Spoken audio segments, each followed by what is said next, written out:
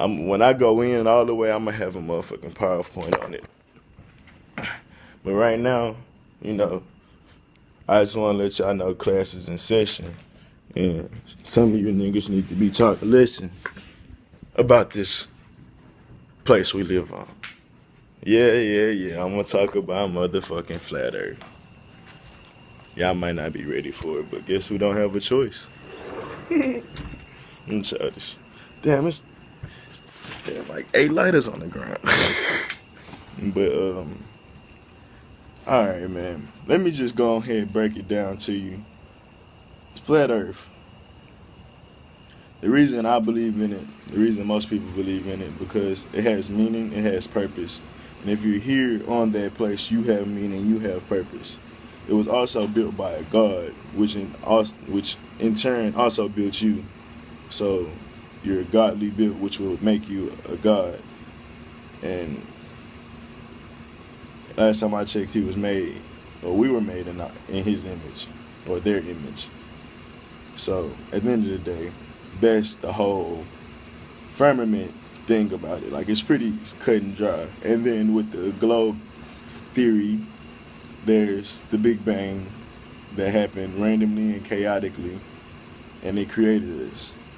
And it didn't first create us, it created monkeys, which we in turn came from. And yeah, I'm not from a fucking monkey. I mean, it don't make sense at all. Like, we're the half monkey people that didn't evolve all the way, but it still changed up a little bit. Where are the sophisticated monkeys that's just, I mean, there are sophisticated monkeys, but you know, this, I'm not even gonna get into that. But I'm just saying, that's that whole theory. Evolution came from the Big Bang theory. With God, there is no evolution. Like, everything he created had a purpose of being what it was going to be. So, like, that's that. So if you believe in God, you can't believe in the Big Bang. Like, people don't realize that.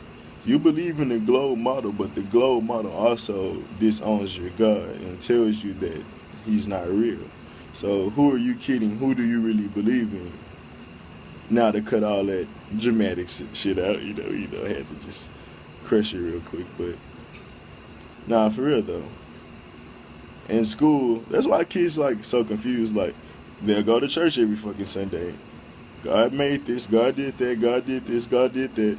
Then you go to school and God is disproven. God is not real. Like, not in school. Even though it's in the pledge, which is also confusing. But like, that's what I'm saying. Like, really, the school's a big ass contradiction. But back to some facts, which a lot of people also don't know. Before I get to the facts, the firmament is in the Bible. You just didn't really want to go into it because you don't read your Bible. Your pastor reads it to you. But yeah, it's in your Bible. Look it up. You can Google it. Then go in your Bible and look at it. Whatever. But my biggest point, not even my biggest point, my first point, my opening point, is that we move through space at 60,000 miles per hour. We rotate at 1,000 miles per hour. Over 30,000 years, we've had the same exact stars in our sky. Yeah, they've twirled and churned around and been east versus west, north versus south. Like, but it's still the same stars, the same exact constellations. Now, I know space is huge and it takes a while to get through shit, but the North Pole has been, no, the North Star has been over the North Pole for over 30,000 years. That's what they tell us. I believe it's been there forever.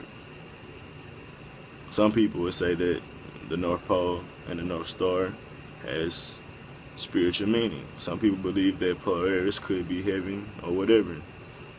If I might, I think it's Polaris. But some people believe that the North Star could be heaven, or where the tree of life used to be. They used to be aligned to that, but whatever.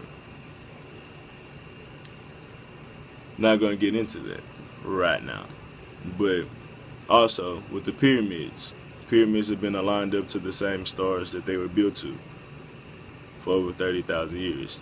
I know the pyramids are over 100,000 years old, but the scientists today only are saying it's 30,000. So even going with that, I believe that moving that fast through space and time, twirling behind the sun, we should have came across some new stars.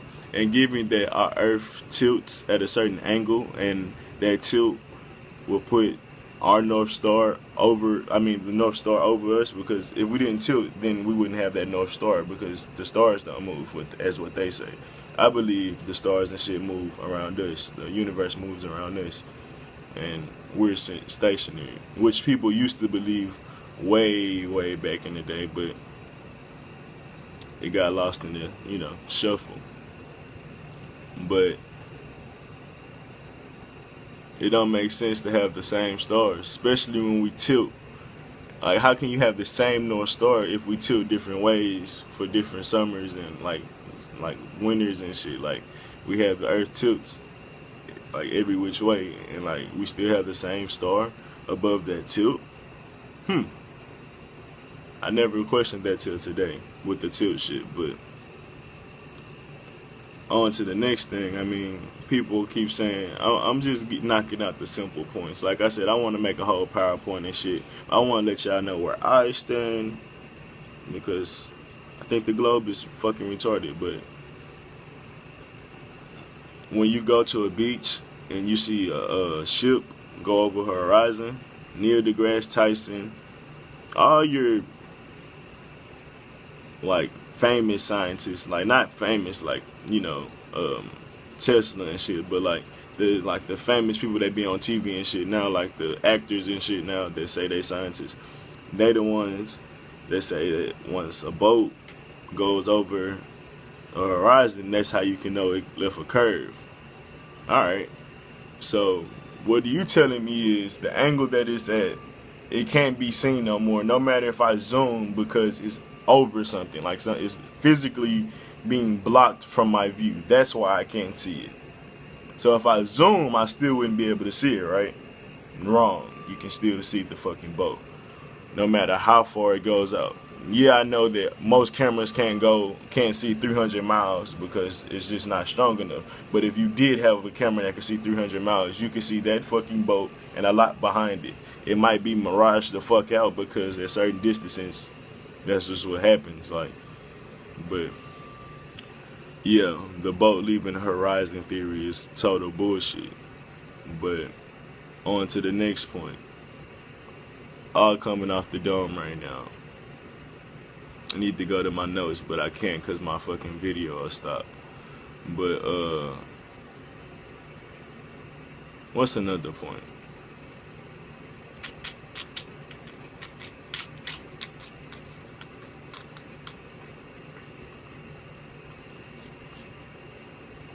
I can say this one. This one's kind of more complicated. With planes, when they fly, they don't experience the Coriolis effect, which is when a bullet is shot, the ground is rotating away from the bullet, or with the bullet, whatever way you're fucking facing, But it's saying pretty much when you leave the ground, the earth rotates under you. Well, that hasn't been proven, because why, when you go, alright, think of this. The earth spins a certain direction. Let's say it spins east. If you were in a plane and you were traveling east, it should take you longer to get to your destination, because earth is traveling away from you. And of course, you can't move at the same speed as earth. So your flight should naturally take longer. But if you was moving west, earth is spinning towards you. You should get to your destination in half the time. Simple math. That doesn't happen. Pretty much all flights are the same time, no matter what. Alright. Now, let's go on to explain how I see the flat earth, and why water don't fall off and shit like that. Alright, Antarctica would be like an ice cap pretty much all around the earth. And what's after Antarctica, no one knows. We can't go there because there's a treaty on it, and all the governments has pretty much signed off and have a certain part of territory that they keep control over and make sure nobody gets on. So pretty much, only people that can go there are scientists, government officials, or people that have. You can tour there, but it's on straight like restriction of the government. Like you only can tour with them, and you can't. No one can stay there. Like there's no way you can stay there. So pretty much, like there could be more land after Antarctica, and there's all theories that there's more water in different suns past Antarctica. But how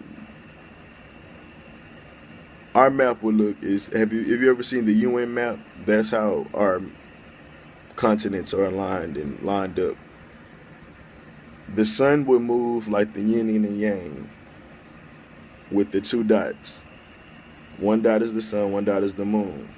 And just how that one part is black and one part is light, that's how the sun and the moon works on the earth. It goes around in a circle and pretty much keeps rotating like this. And you can see that because there are certain cities up by the North Pole, which, all right, let me explain North and South Pole. North Pole, everybody has the North Pole. North Pole is like a magnet. That's why the sun and the moon goes around it. It's like a magnet. All right. And the North Pole is the North Pole. But Antarctica is south of everybody because it goes around us like as a complete circle. So no matter where you at, Antarctica is south of you.